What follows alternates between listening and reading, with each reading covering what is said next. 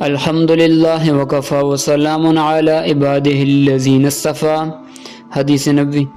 قال رسول اللہ صلی اللہ علیہ وسلم سید القوم فی السفر خادمہم، سفر میں جماعت کا امیر ان کا خادم ہوتا ہے۔ ایک دوسری حدیث میں ہے کہ جب تم سفر کا ارادہ کرو تو کسی ایک کو اپنا امیر بنا لو، اور حدیث بالا میں امیر کے لیے ایک ضابطہ بیان کیا گیا ہے کہ امیر ایسا ہو جو لوگوں کی خدمت کرنے والا ہو، ساتھیوں کی مصالح پر نظر رکھے اور ان کے ہر معاملے میں رعایت رکھے۔ قوم کا سردار ان کا خادم ہوتا ہے۔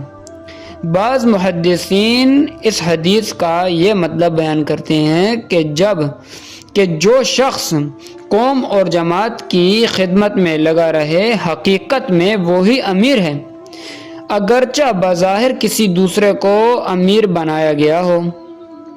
مرقات نے اس پر ایک قصہ لکھا ہے کہ ابو علی رحمہ اللہ نے سفر میں عبداللہ مرزوی رحمہ اللہ کو امیر بنایا۔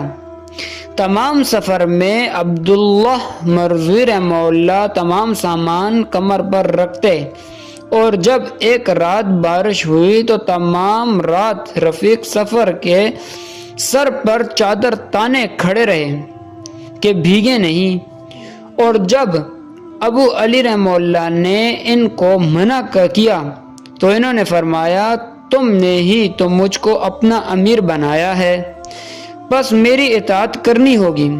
بہرحال اس حدیث میں امیر کی یہ صفت بیان کی گئی ہے کہ اس میں ساتھیوں کی خدمت کا جذبہ ہو اور اپنے اوپر دوسرے کو ترجیح دے۔